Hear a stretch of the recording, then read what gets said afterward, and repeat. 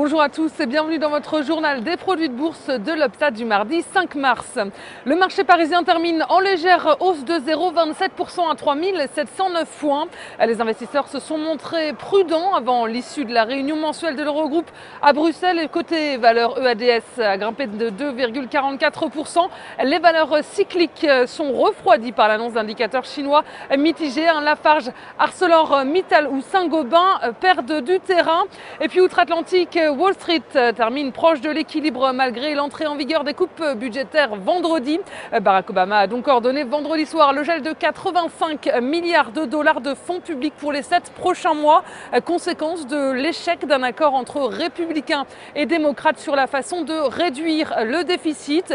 Et le président américain a annoncé hier la nomination de 3 nouveaux ministres, dont l'une chargée du budget. Les marchés américains ont plutôt bien résisté à cette annonce de coupe budgétaire. Il faudra, selon les investisseurs, un peu de temps pour que ces coupes se voient sur l'économie américaine.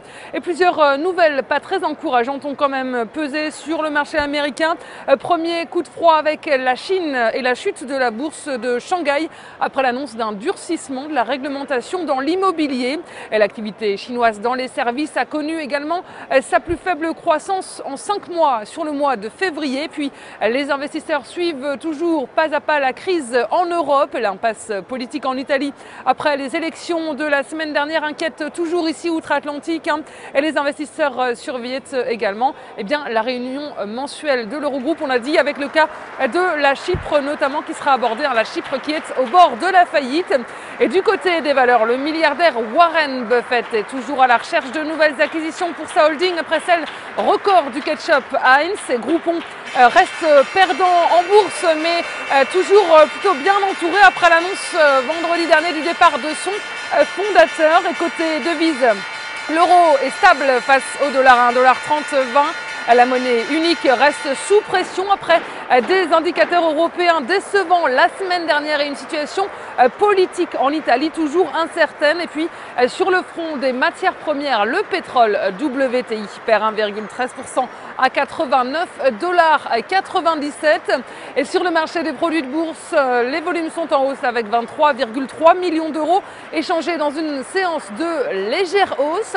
Du côté de la répartition par type de produit, les certificats représentent 79% des échanges et les varants sont en repli à 21%. Et concernant les transactions, les certificats sont à 66% des échanges et les varants sont à 34%. Et la répartition par sous-jacent nous indique que les indices sont en hausse avec 52% du marché. Les actions en revanche sont en baisse à 47%. Et enfin, la répartition des transactions sur les varants nous dit que les indices représentent 33% du marché, les actions sont à 64% et les matières premières sont à 1%. Et on s'intéresse aujourd'hui à l'équipementier Schneider Electric. Graphiquement, le titre a rebondi sur une oblique ascendante de court terme en place depuis les points bas de juin 2012 et vient de s'extirper d'une figure de consolidation dite en drapeau. Et tant que le niveau de support clé à 53 € n'est pas enfoncé, une poursuite de la hausse est attendue vers 61,60 € et 64 €. La stratégie qui vous est proposée pour jouer cette valeur, c'est l'achat du Warrant Call Schneider Electric à 3371 T d'Unicredit au prix d'exercice de 60 € et d'échéance au 6 septembre 2013. Voilà, c'est tout pour aujourd'hui. Passez une très bonne journée, on se retrouve demain.